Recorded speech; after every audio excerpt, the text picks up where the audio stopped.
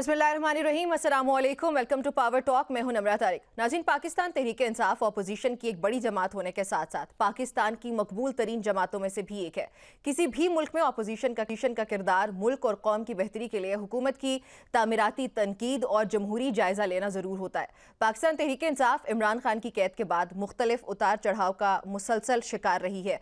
इस जमात के खिलाफ पेश आने वाले मसाइल में रियासती मशीनरी का इस्तेमाल और हुकूमती रवैया तो एक तरफ है ही है, मगर पार्टी के अंदर के मसाइल इसके लिए सबसे ज़्यादा नुकसानदेह साबित हुए। उनमें सबसे बढ़कर पार्टी में क़यादत का फुकदान है और पाकिस्तान तहरीक इंसाफ अवाम में मकबूल ही इस बयानिए के साथ हुई थी और एक ऐसी ही जमात बनकर उभरी थी जो कि मोरूसी सियासत के खिलाफ है। मगर पार्टी के अंदर होने वाले इख्तलाफात अब इस बयानिए को भी एक बहुत बड़ी हद तक नुकसान पहुँचाते हुए हमें दिखाई देते हैं। अलीमा खान बज़ाहिर पार्टी के अंदर कोई सियासी ओहदा तो नहीं रखती, मगर पार्टी के अंदर उनके किरदार पर अक्सर व बेशतर क़यादत को एतराज़ रहता है। शेर अफजल मरवत वो भी उन एतराज़ करने वाली शख्सियात में से ही एक हैं जो कि पहले पाकिस्तान तहरीक इंसाफ का ही हिस्सा थे।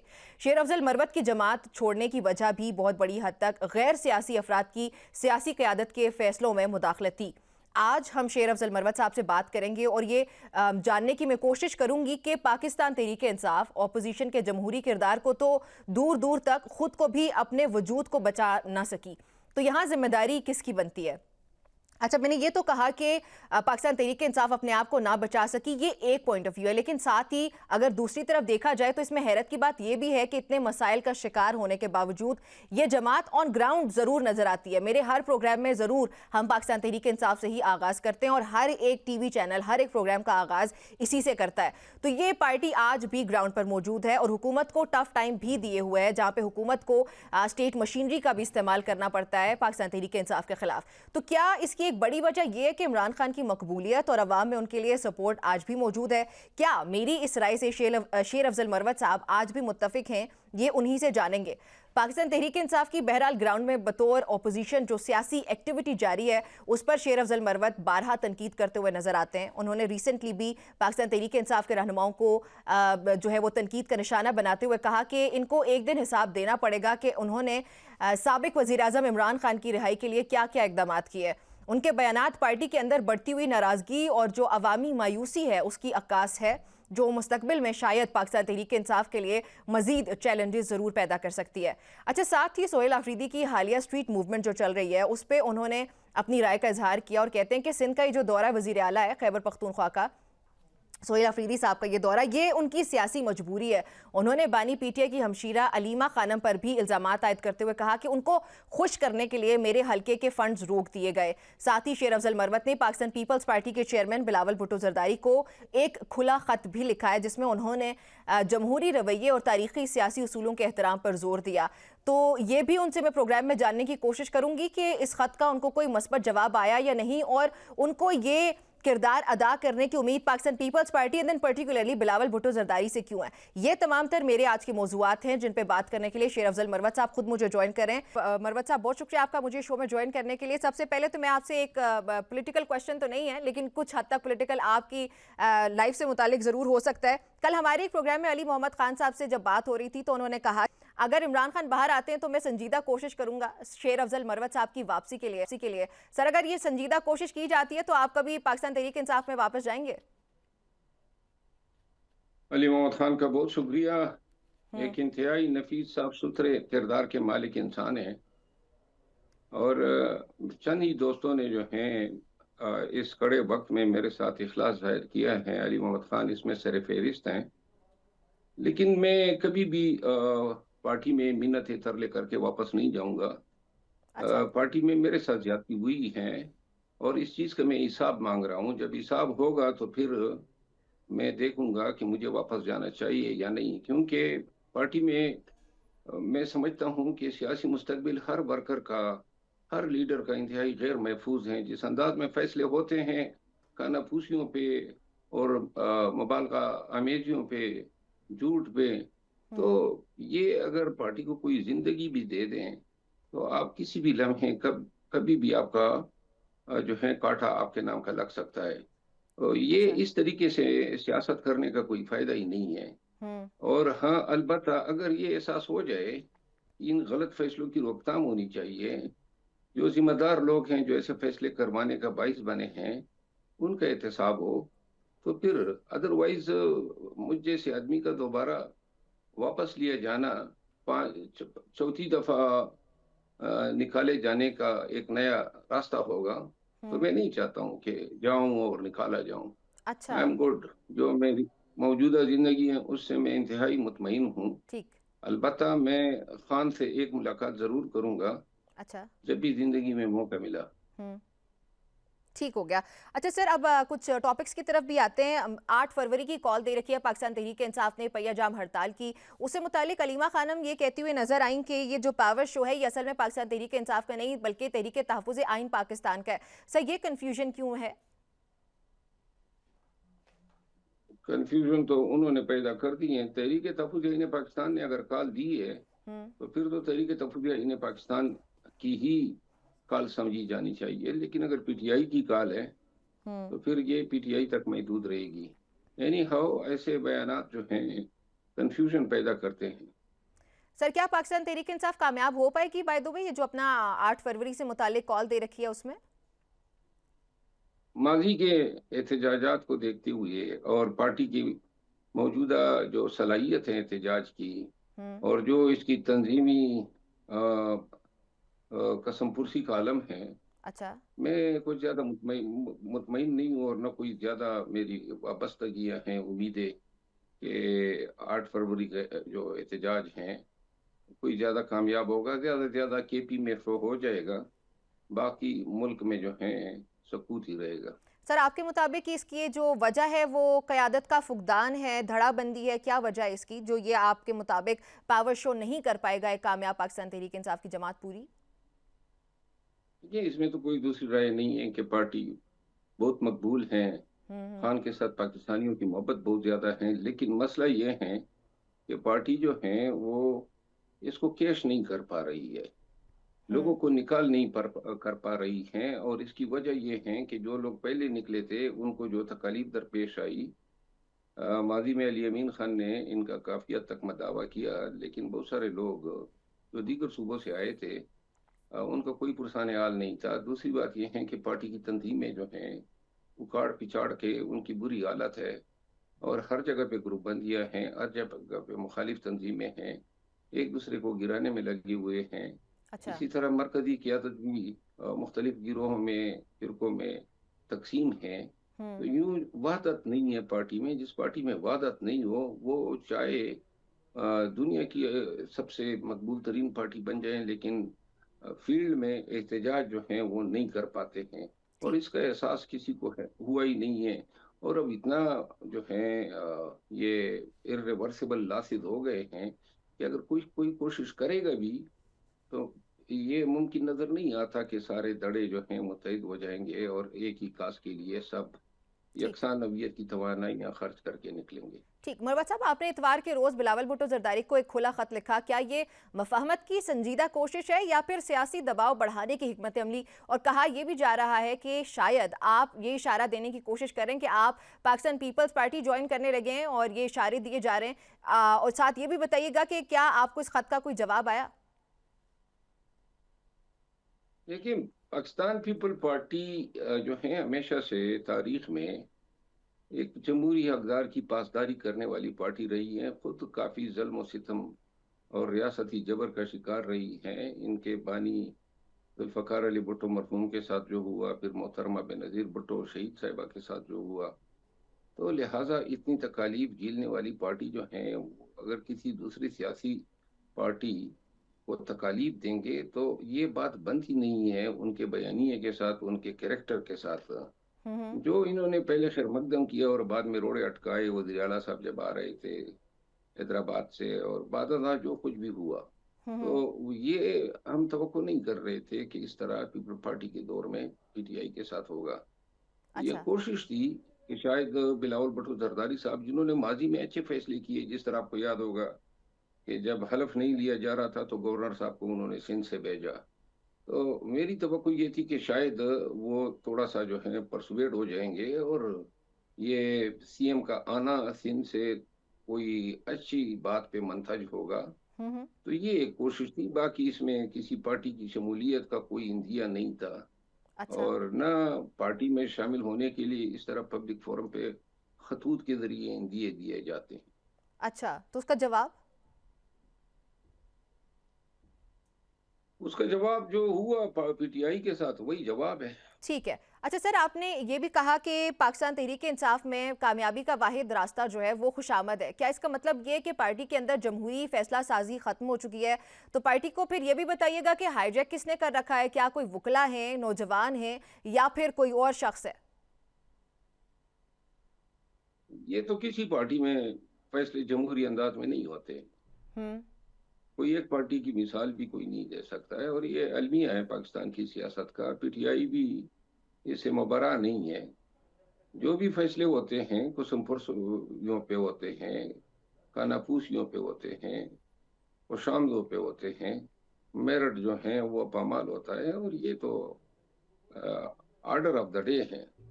यानी पार्टी में कोई अगर जद्दोजहद करता है, स्ट्रगल करता है, मेहनत करता है, कुर्बानी देता है, तो वो समझता है कि उसके लिए रास्ते सिमटने चाहिए, हमवार होने चाहिए। लेकिन यहाँ उल्टी गंगा बहती है। जो जितना ज्यादा मेहनत करता है उतना ही उसको रगीदा जाता है, घसीटा जाता है, मेलाइन किया जाता है। ये मैकेनिज्म हम्म। जब तक ट्रांसपेरेंट नहीं किया जाएगा, पार्टी में मेरिट पे फैसले नहीं होंगे, हकदारों को हक नहीं दिया जाएगा, और खुशामदियों को जो है, और जिन लोगों ने खान को आजकल हिसार में लिया हुआ है, हम्म। उनका कला नहीं कमा किया जाएगा, तब तक पार्टी जो है ऐसी ही नाकिस फैसले करके अपनी ही बैंड बजाती रहेगी। तो सर वैसे क़यादत है कहाँ पे? फैसल चौधरी साहब भी, जो कि बज़ाहिर पाकिस्तान तहरीक इंसाफ का हिस्सा हैं, वो लीगल टीम का हिस्सा हैं, वो भी बार बार ये तनकीद करते हुए नजर आते हैं। शेख वकास अकरम साहब का नाम हो गया, ये दीगर नाम हो गए। अगर ये 8 फरवरी की कॉल भी दी गई है तो इसमें क़यादत, वो कोई लाएअमल कुछ सामने नहीं आता, तो ये क़यादत कहाँ पे है दीगर? चले, इमरान खान साहब तो जेल में है ना। कयादत कोई नहीं है। जो कयादत है उनको कयादत तो खुद पार्टी तस्लीम नहीं कर रही है। हम्म। चाहे चेयरमैन बैरिस्टर गौर साहब हो, या चाहे पाकिस्तान तहरीक इंसाफ के सफा अव्वल के जो कायदी हैं, अ, आतिफ खान साहब हो, सरदार अली अमीन खान गंडापुर साहब हो, अली जफर साहब हो, वो कहाँ हैं? किस गिनती में ये उनको शुमार किया जाता है? अभी तो आजकल वही जो अडियाला जेल के सामने जो पहुंच जाते हैं और जो अंदर तक रसाई रखते हैं, हम्म। उन्हीं का तोती बोल रहा है। और ये क्यादत जो है, ये वैसे ही बड़ा इनाम है। किसी चीज में क्यादत से कभी कोई कंसल्टेंसी नहीं की गई, कभी क्यादत को पूछा ही नहीं गया। कभी पार्लिमानी पार्टी जो इतने मेनेज हैं, कभी उनसे ये तक नहीं पूछा गया कि आपका पार्लिमानी लीडर कौन हो, आपका अपोजिशन लीडर कौन हो। हम्म। सेनेटर की भी यही हालत है। दारे तो जब इस तरह आमिराना तर्ज तरीके से फैसले होते हैं, तो पार्टी में किसका दिल या किसका मन करता है ऐसे हालात में कि मजीद कुर्बानी का बकरा बने। ठीक है, हमारी गुफ्तगू यहाँ पर जारी रहती है। एक ब्रेक शामिल करते हैं, ब्रेक के बाद वापस आते हैं।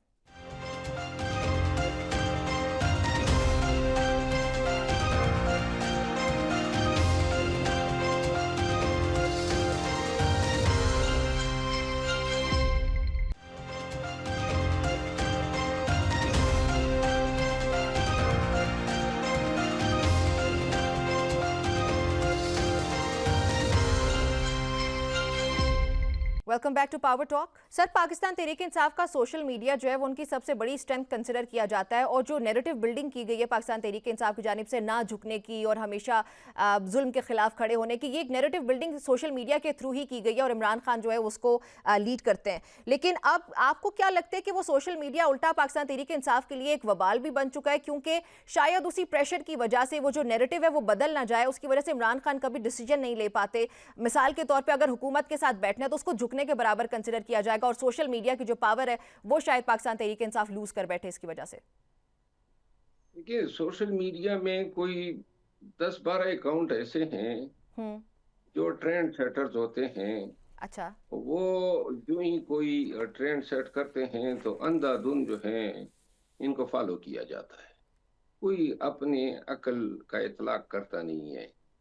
तो उसमें फैन फॉलोइंग भी होती है, कल्ट फॉलोइंग भी होती है। इसमें वो लोग भी होते हैं जो पीटीआई के एजेंडे के आशिक हैं, ये तमाम चीजें मिलके बगैर किसी लॉजिक, मंतिक और रीजनिंग के वो माहौल बना देते हैं सोशल मीडिया पे, जिससे हमेशा पीटीआई को नुकसान हुआ है।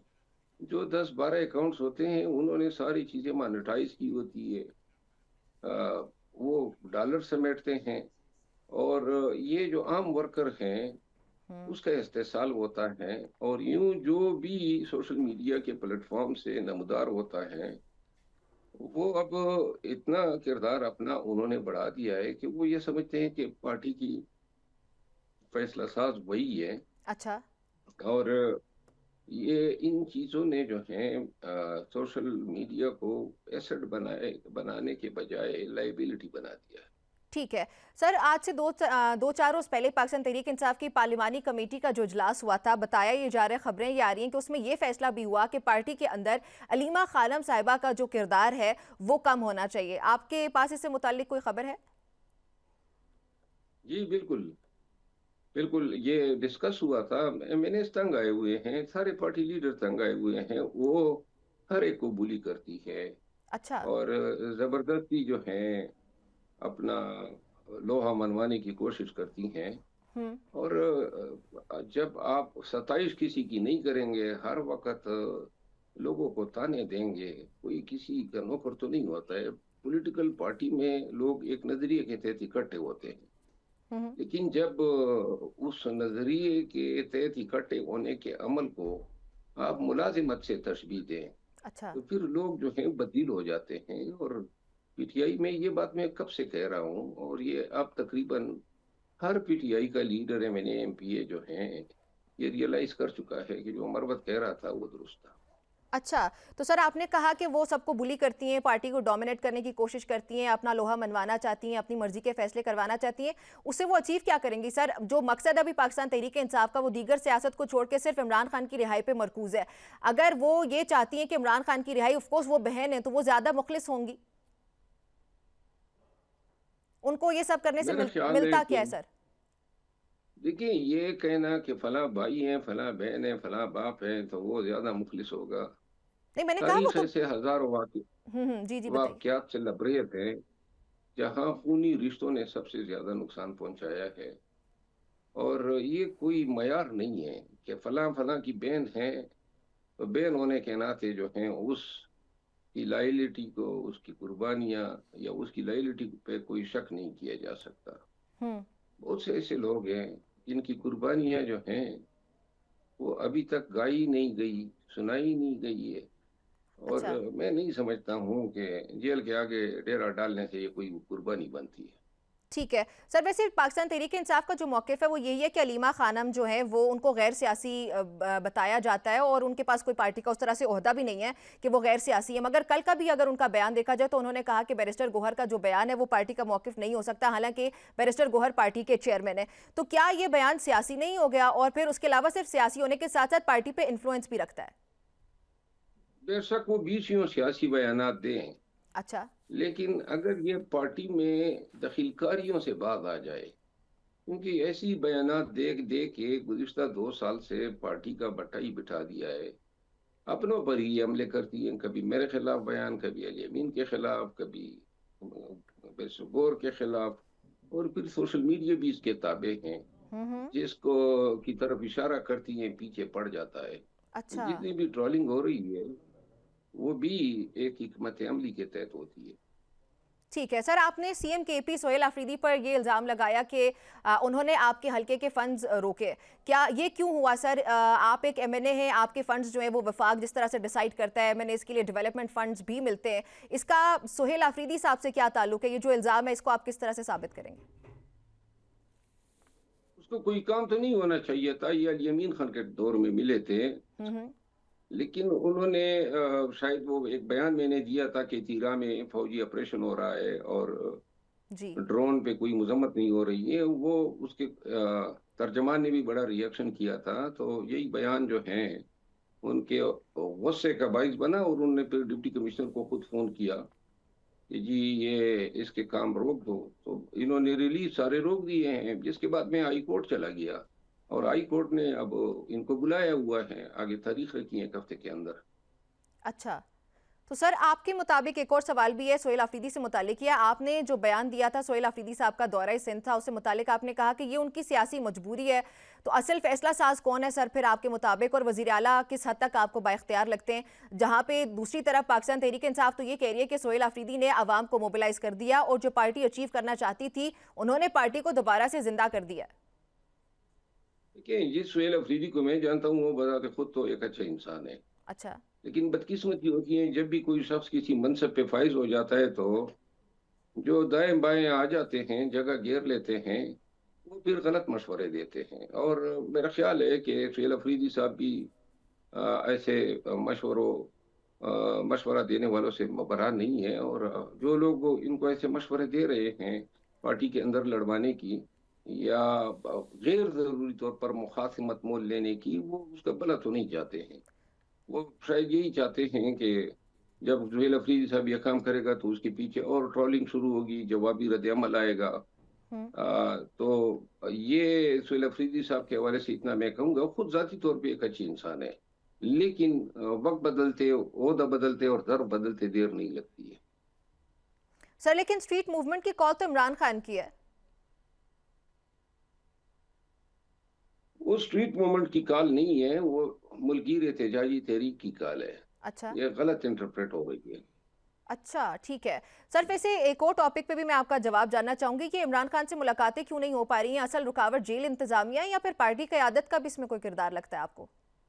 मेरा ख्याल है कि अब तो पार्टी की आदत ने खुद ही ऐसे हम अपनी तमाम राय मजदूद कर दी है। हुकाम ने तो जो जुल्म करना है करेंगे, लेकिन अगर थोड़ा बहुत रास्ता जो कानूनन निकाल सकते थे वो खुद अपनों ने बंद कर दिया है। हम्म। और जो मिल सकते हैं उनका भी रास्ता मसदूद कर दिया है।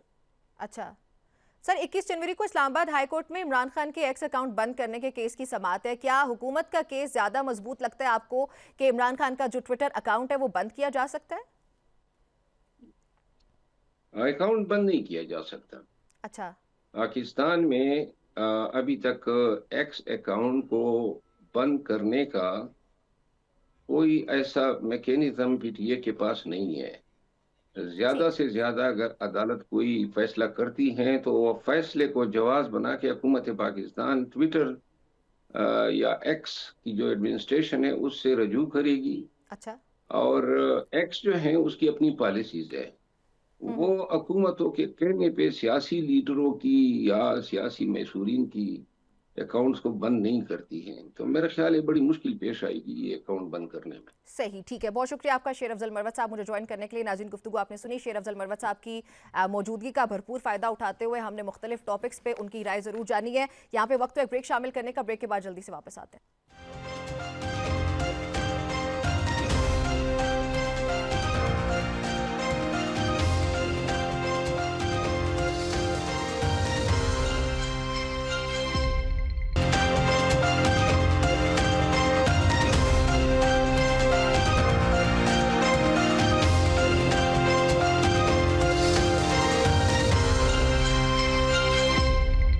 Welcome back to Power Talk. बैनुल अक़वामी मंजरनामे पे इस वक्त जो खबरें वो इंतहाई तशवीशनाक है। अमरीकी टीवी और बरतानवी खबर रसाई इदारों के मुताबिक सदर डोनाल्ड ट्रंप ईरान पर जोरदार और फैसला कुन हमला करने पर गौर कर रहे हैं। दावा ये किया जा रहा है कि ये कार्रवाई तवील जंग के बजाय मुख्तसर मगर फैसला कुन होगी। रॉयटर्स के मुताबिक आइंदा 24 घंटे इंतहाई हसास हो सकते हैं। इसी तनाजुर में इसराइल में हाई अलर्ट भी जारी कर दिया गया। बम शेल्टर्स जो हैं वो भी खोल दिए गए और इसराइली क़यादत को अमरीकी पेशगी वार्निंग की तवक्को है, जबकि जर्मन एयरलाइन ने इसराइल के लिए रात की परवाजें मुअत्तल भी कर दी थी।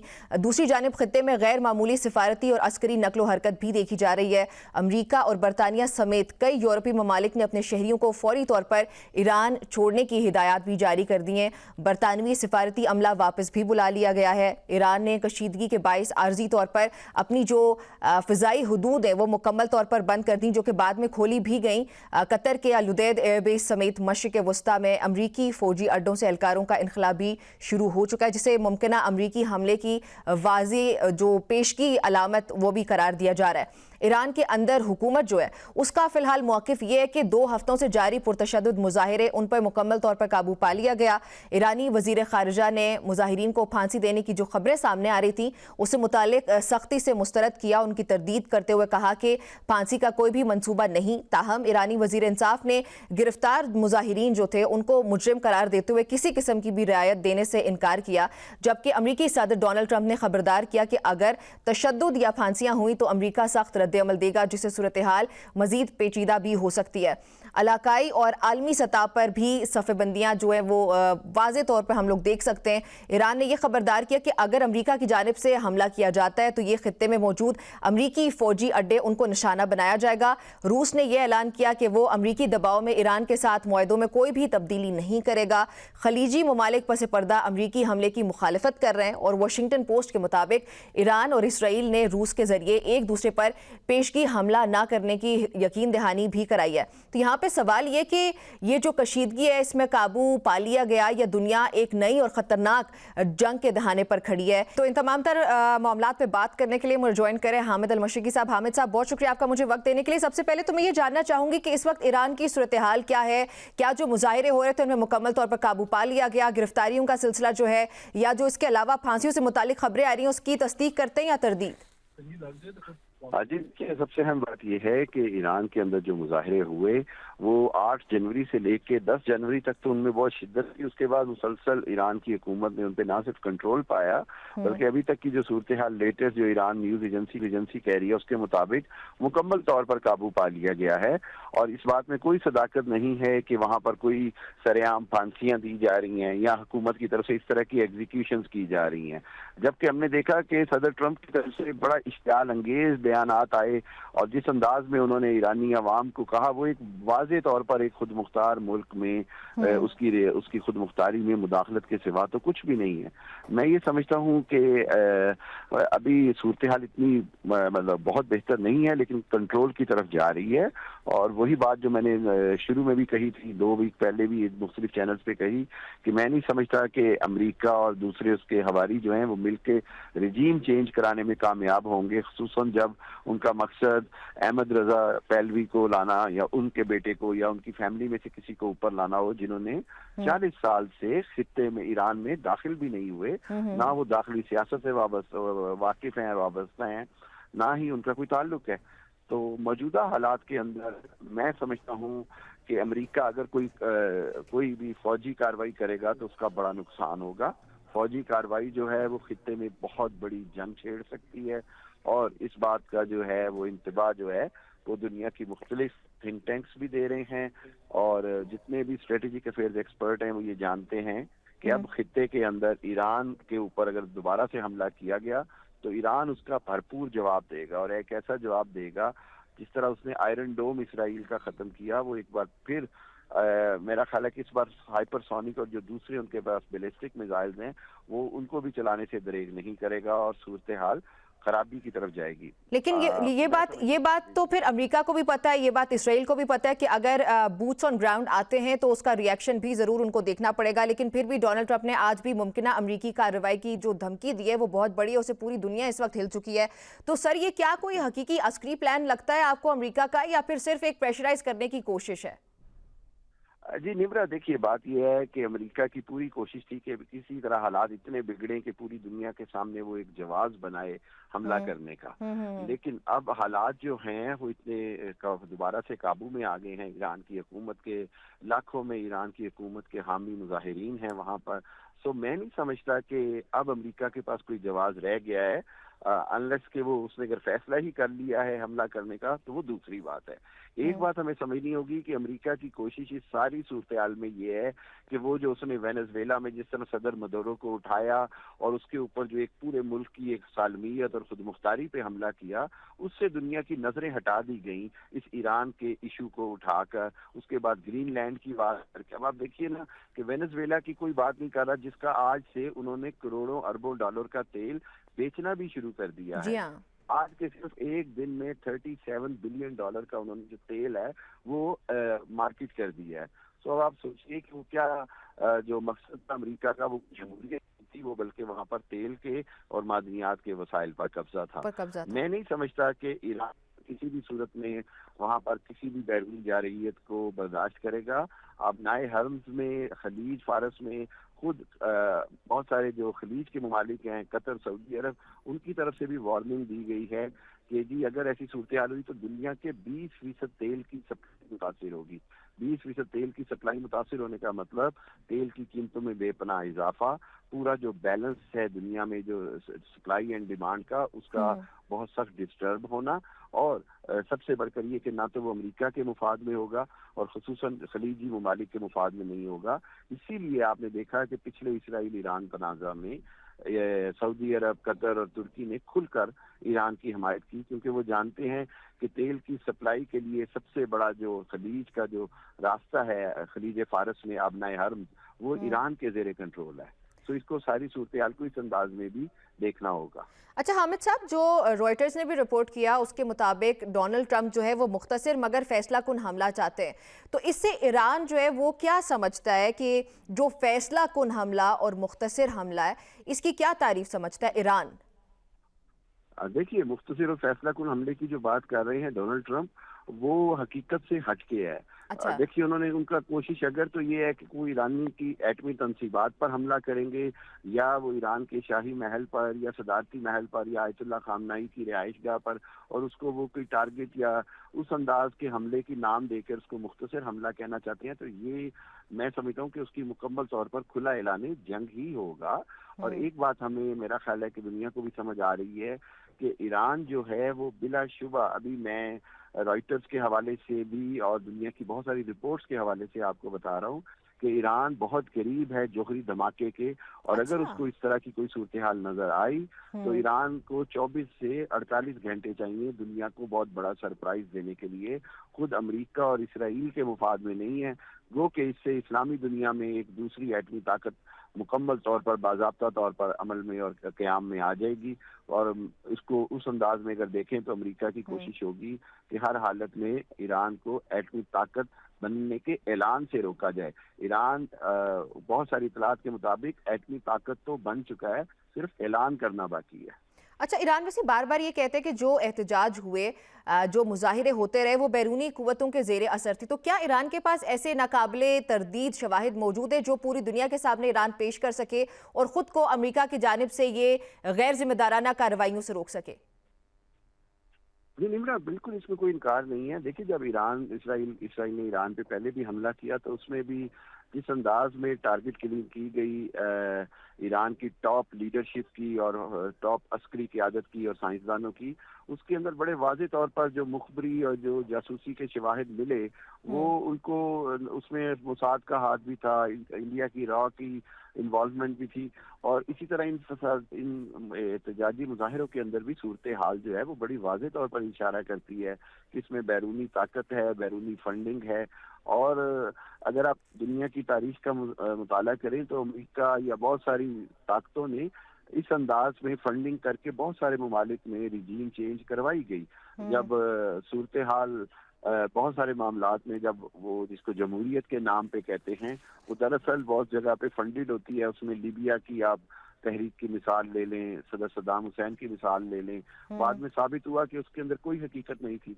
तो इस सूरत हाल के अंदर मैं समझता हूँ कि ईरान के पास नाकाबिले तरदीद शवाहिद हैं जो वो साबित कर सकता है कि इस एहतजाज में या इन मुजाहिरों में मोसाद की प्रेजेंस थी, तशद्दुद अंसुर है, वो बाहर की जरूर इन्वॉल्वमेंट थी। अच्छा, ये इंटरनल अफेयर्स के अंदर इस तरह से रिजीम चेंज ऑपरेशंस हम हमेशा से देखते रहे, दुनिया की तारीख जो है उसमें अमेरिका का किरदार भी जरूर सामने नजर आता है।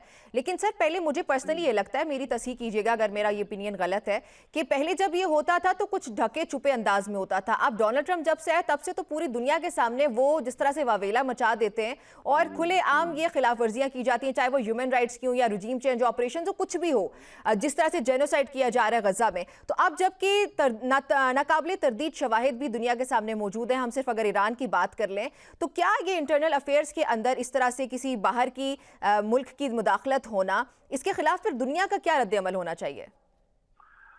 देखिए निम्रा, अमेरिकी सदर ट्रंप जिस बबांगे दोहल जिस अंदाज में दुनिया के मामलात में मुदाखलत कर रहे हैं, जिस अंदाज में वो ये बात करते हैं कि जी हमारी फौज और मेरा इख्तियार है, मैं जहां मर्जी ले जाऊं, वो दुनिया के तमाम कवानीन की भी खिलाफ वर्जी है। मुरव्वजा जो यूनाइटेड नेशन का चार्टर है, आर्टिकल 49, 48, 51, इन तीनों के अंदर हर मुल्क की सॉवरेनिटी की बात की गई। उस आर्टिकल के चार्टर की भी खिलाफ वर्जी है। उसके बाद जिस अंदाज में नेटो का जो क़याम अमल में आया, उसके मुताबिक कोई भी नेटो मुल्क एक दूसरे पर कभी भी हमलावर नहीं होंगे, उस हवाले से ग्रीनलैंड पर बात करके वो नेटो के और यूरोपीय यूनियन के कवानीन की धज्जियां उड़ा रहे हैं।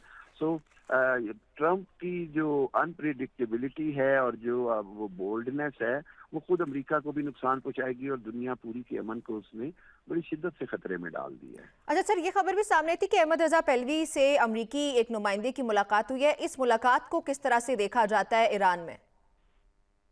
देखिए, अहमद रजा पहलवी का जहाँ तक ताल्लुक है, वो आप भी जानती हैं, वो शाह ईरान के बेटे होने के अलावा उनके पास कोई क्रीडेंशियल नहीं है। ना तो उनका ईरान की सियासत से कोई ताल्लुक है, ना ही वहाँ की लोकल किसी भी तरह की उनकी कोई ऐसी शनाख्त है जिसके तहत कहा जाए कि वो ईरान में कोई सियासी तौर पर अमली किरदार अदा कर सकते हैं। उनकी दौलत के ऊपर सवालात उठे तो इसराइल ने उसको डिफेंड किया। तो इस हवाले से अगर सोचे तो अमेरिका इसराइल एक अपना एक लीडर वहां पर अगर प्लांट करना चाहते हैं, तो वो ईरानी अवाम, मैं समझता हूँ, बड़ी समझदार बाशऊर कौम है। वो किसी भी हालत में इस तरह के लीडरशिप को अपने ऊपर मुसल्लत नहीं होने देगी। और उनका अमेरिका में मिलना, इसराइल में क़याम करना वाज़ेह तौर पर सबूत है कि दरअसल उनको किसकी हमायत है और वो किसके नुमाइंदे हैं। और यही वो खतरा है जिसको पाकिस्तान और खित्ते के ममालिक जानते हैं, और वो किसी हालत में भी नहीं चाहते कि ऐसी इसराइल नवाज हुकूमत ईरान में आ जाए जो पाकिस्तान के बॉर्डर्स को भी गैर महफूज करे और चाइना के बॉर्डर्स को भी गैर महफूज करे और दूसरे जो हमसाया ममालिक हैं उनके बॉर्डर्स को भी मजीद गैर महफूज करे। अच्छा सर, मौजूदा हालात में आपके नज़दीक सिफारतकारी का जो दरवाज़ा है वो बंद हो चुका है। इससे पहले हम देखें तो मज़ाकरात हुए भी थे, फिर अभी भी ईरान ने कहा कि हम मज़ाकरात के लिए भी तैयार हैं, मज़ाहमत के लिए भी तैयार हैं। फिर डोनाल्ड ट्रंप ने कहा कि ईरान खुद ही हमसे बात करना चाहता है। तो इस सूरत हाल में अगर अमेरिका के कोई दीगर मकासद हैं तो मुझे नहीं लगता कि वो सिफारतकारी की तरफ या मज़ाकरात की तरफ जाएंगे। ये सिर्फ एक बयानिया बनाने के लिए इस्तेमाल किया जाएगा। देखिए, ईरानी सदर पेज़ेशकान ने भी बड़ा वाज़ेह तौर पर कहा, आयतुल्लाह ख़ामनेई ने भी कहा, उनका ये बड़ा वाज़ेह मौक़िफ़ है कि ईरान की खुद मुख्तारी के ऊपर कोई आंच नहीं आने दी जाएगी। लेकिन मुज़ाकरात जो हैं उससे ईरान ने IAEA के वक्त भी कभी पीछे नहीं हटा, एटमी एजेंसी से भी ताउन किया। तो मैं नहीं समझता कि ईरान बामकसद मुज़ाकरात से कभी भी पीछे हटेगा। लेकिन अमेरिका जो है वो तो सिर्फ कोई बहाना चाहता है जंग का, तो इसलिए अमेरिका ने मुज़ाकरात से मुकम्मल तौर पर बाइकाट का ऐलान किया है। मेरा ख्याल है कि मुज़ाकरात अब कोई बैक चैनल से हो या यूरोप की सतह पे हो तो हो, अमेरिका और ईरान में मौजूदा हालात में बाज़ाब्ता मुज़ाकरात नामुमकिन है। अच्छा सर, वैसे ये बताया जा रहा है कि अगले 24 घंटे के दौरान जो सूरत हाल है खुदा न ख्वास्ता वो मजीद कशीदा हो सकती है, अमेरिका की जानिब से हमला किया जा सकता है। उस पर पूरी दुनिया बोली कि इस तरह नहीं होना चाहिए। अगर लेट्स से कि अमेरिका हमला नहीं करता तो उस सूरत हाल का ईरान फ़ायदा किस तरह उठा सकता है? देखिए, बहरहाल अब बिल्कुल अगले 24 से 48 घंटे बड़े क्रिटिकल हैं। और अगर इस पे हमला होता है या कोई ऐसी बात होती है तो मुसलमान और अरब ममालिक को खुलकर ईरान का साथ देना होगा। और रवायती तौर पर ये बात होगी कि ये एक पैगाम होगा दुनिया को कि अभी भी हम जो हैं मुसलमान ममालिक वो मिलकर दिफा करना चाहते हैं, और ये बड़ा ज़रूरी है ये पैगाम जाना। वरना अगर एक एक करके किसी भी तरह जंग लड़ेंगे तो उसका बहुत सूरत हाल खतरनाक होगी। सर, ये पूरे खित्ते के लिए किस तरह असरअंदाज हो सकता है, खुदा न ख्वास्ता अगर ये जंग आगे बढ़ती है और हम कोई काइनेटिक वॉर देखते हैं तो? जी जी, बिल्कुल बहुत खतरनाक है पूरे खित्ते के लिए। और देखिए, मतलब पाकिस्तान, चाइना, उज़्बेकिस्तान, ताजिकिस्तान, वस्त एशियाई रियासतें, अफगानिस्तान, अरब ममालिक, ये सब इससे मुतासिर होंगे। पाकिस्तान और ईरान खित्ते में दो अहम तरीन स्ट्रेटेजिकली ममालिक हैं जिनके अंदर किसी भी किस्म की कोई भी बालादस्ती हेजमनी कायम करने की कोशिश की जाएगी तो उसका असर पूरी दुनिया पे होगा। सर, अच्छा, पाकिस्तान के अमेरिका के साथ ताल्लुकात अपने एक पीक पे हैं, और इसके अलावा अगर ईरान की बात की जाए तो पाकिस्तान के दफ्तर खारजा के स्पोक्स पर्सन ने आज भी ये क्लैरिफाई किया कि पाकिस्तान अपनी सरजमीन को ईरान के खिलाफ किसी भी किस्म की कार्रवाई के लिए इस्तेमाल नहीं होने देगा। तो पाकिस्तान के लिए ये डिसाइड करना कितना मुश्किल हो जाएगा, खुदा न ख्वास्ता अगर ये सूरत हाल कशीदा होती है तो, और पाकिस्तान को क्या करना चाहिए? देखिए, पाकिस्तान का मेरा ख्याल है मौजूदा हालात में एक वाज़ेह पैगाम है कि हम किसी भी सूरत इस जंग का हिस्सा नहीं बनेंगे और ना ही बनना चाहिए। बल्कि पाकिस्तान कोशिश करेगा कि हर हालत में जंग की जो आग है उसको खत्म किया जाए। लेकिन पाकिस्तान का यहाँ पर इनका हिस्सा बनना जो है वो मैं समझता हूँ कि नामुमकिन होगा और सूरत हाल बहुत खतरनाक हो जाएगी। सर प्लीज ईरान का भी क्लैरिफाई कीजिएगा कि ईरान ने कहा कि वो किसी किस्म का भी प्रेशर अमेरिका की जानिब से, सॉरी रूस ने कहा कि हम किसी भी किस्म का प्रेशर नहीं लेंगे अमेरिका की जानिब से। क्या ईरान रूस पे डिपेंडेंट है और ये सूरत हाल किस तरफ जा सकती है? देखिए, अब ये एक तरह से क्योंकि ईरान जो है उसका इत्तेहादी है, अमेरिका मुखालिफ है, चाइना और रूस का एक ग्रुप है, तो ये एक इम्तिहान होगा दरअसल चाइना और रूस के लिए कि वो किस अंदाज ईरान का साथ देते हैं। और उसके बाद फिर वो तमाम ममालिक जो रूस के इत्तेहादी ब्लॉक में है या चाइना के इत्तेहादी ब्लॉक में है, वो अपना आइंदा का लाइहा अमल तय करेंगे इसके बाद कि अगर मुश्किल पड़ती है तो किस अंदाज में वो बड़ी ताकतें उसका साथ देती हैं। मेरा ख्याल है कि रूस को बड़ा खुल के साथ देना होगा ईरान का, और वरना जो है वो फिर बहुत सारी ताकतों के लिए ये पैगाम होगा कि शायद अगर रूस के इत्तेहादी बनने में आपकी रिलायबिलिटी या आप उस पर भरोसा नहीं कर सकते, और रूस किसी भी सूरत ये पैगाम अपने इत्तेहादियों को नहीं देना चाहेगा। रूस हर हालत में ईरान के लिए मैं समझता हूँ कि बहुत नहीं तो मुअस्सर दिफाई किरदार जरूर अदा करेगा, और उसके बगैर जो है वो मैं समझता हूँ कि खुद रूस की पोजीशन बड़ी कमजोर होगी। सर हम ये तो अंडरस्टैंड करते हैं कि अमेरिका और इजराइल का जो नेक्सस है, ऑफ कोर्स वो ये चाहते हैं कि ईरान पे हमला किया जाए, और अपेरेंटली ज्यादातर ममालिक की तरफ से इसको कंडेम ही किया जाता है क्योंकि वो किसी भी मुल्क की सालमियत के खिलाफ हमला कंसिडर किया जाता है। क्या आपको लगता है दीगर कोई ऐसे ममालिक भी हैं जो कि अपेयर हो सकते हैं ईरान इजराइल और अमेरिका की सपोर्ट में? देखिए, इंडिया जो है वो खुलेआम इस वक्त इसराइल और अमेरिका की हमायत कर रहा है। ठीक है। और इस हवाले से बड़ी वाज़ेह तौर पर उनकी तरफ से एक पॉलिसी है। लेकिन और इसके अलावा मैं समझता हूँ कि यूरोप जो है वो बहरहाल किसी भी हालत में ईरान की हमायत तो नहीं करेगा, और ईरान की हमायत ना करना जो है वो बिलवास्ता तौर पर अमेरिका और इसराइल की ही होगी। यानी कि एक न्यूट्रल साइड की तरफ जाया जाएगा कुछ ममालिक की तरफ से, स्पेशली जी यूरोप। जी बिल्कुल। ठीक है, बहुत शुक्रिया आपका हामिद साहब मुझे ज्वाइन करने के लिए। नाज़रीन, गुफ्तगू आपने सुनी इस प्रोग्राम के, इससे इतना ही। मुझे इजाज़त दीजिए, अल्लाह हाफ़िज़।